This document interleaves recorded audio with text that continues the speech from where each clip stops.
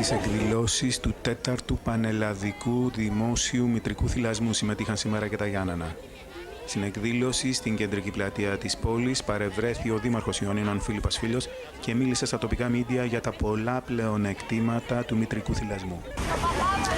Σήμερα σε δεκάδες πόλεις της Ελλάδας γίνεται το ίδιο γεγονός όπως και στην πλατεία μας.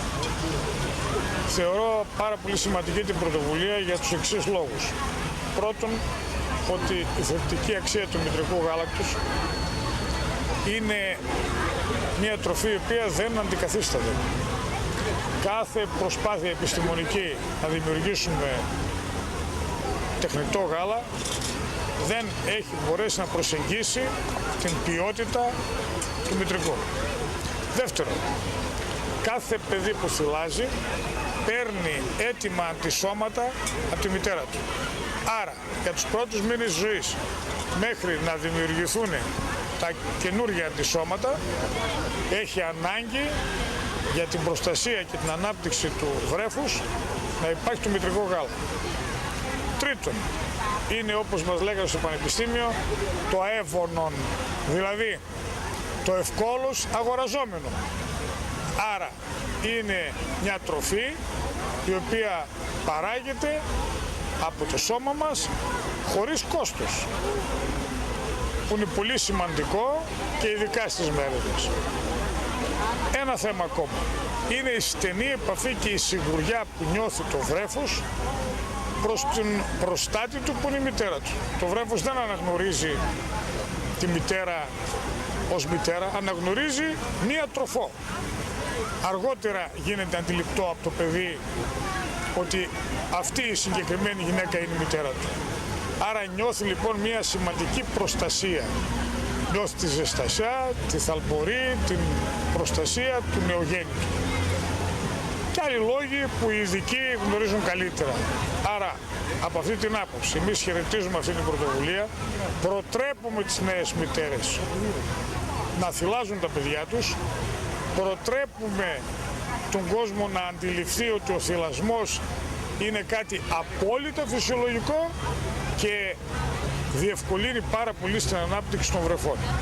Έτσι λοιπόν είναι σημαντική πρωτοβουλία, έχει μεγάλη αξία να εφαρμόζεται σε πλατιά κλίμακα ο θυλασμός, έχει μεγάλη σημασία να γίνει αντιληπτό στην κοινωνία για την πόσο σπουδαίο πράγμα είναι αυτή η διαδικασία, αυτή η επαφή, αυτή η διατροφή του βρέφους από τη μητέρα. Στα Χανιά, κύριε Δήμαρχε, μια ομάδα μητρικού θυλασμού, σε συνεργασία με το Δήμο, κατάφεραν να αναπτύξουν ένα δίκτυο καταστημάτων όπου με στόχο να δέχονται τις γυναίκες να θυλάζουν δημόσια.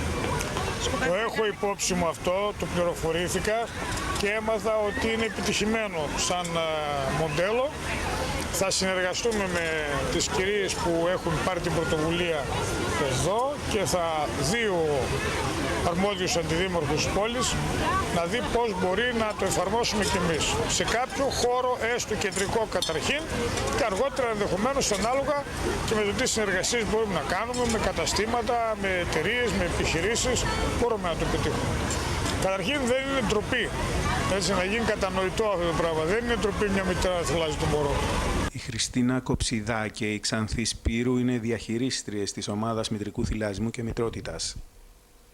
Βρισκόμαστε εδώ για τρίτη συνεχή χρονιά στα Γιάννενα, τέταρτη σε όλη την Ελλάδα, στον τέταρτο πανελλαδικό ταυτόχρονο δημόσιο θυλασμό. Συμμετέχουν 39 πόλεις φέτος, από 9 που ξεκίνησαν στην ιδέα της πρωτεργάτησας της Μελένης Μουστάκα που το άρχισε από τη Θεσσαλονίκη. Τι άλλο η συμμετοχή του κόσμου είναι σημαντική. Ευτυχώς και ο καιρός μας βοήθησε πάρα πολύ, το είχαμε ένα άγχος.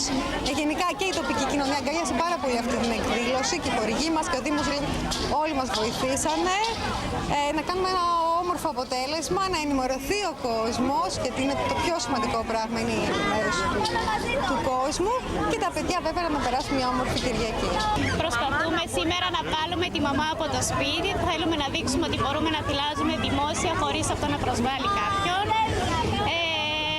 Τι άλλο να πω, ο θυλασμός είναι σημαντικός για το παιδί, για το βρέφος, για το παιδί αργότερα, οπότε Παγκόσμιος Οργανισμός Υγείας προτείνει 6 μήνες αποκλειστικού θυλασμού, 6 μέχρι 12 θυλασμό και τροφή και μετά 2 με 3 έτη τροφή και θυλασμό επίσης.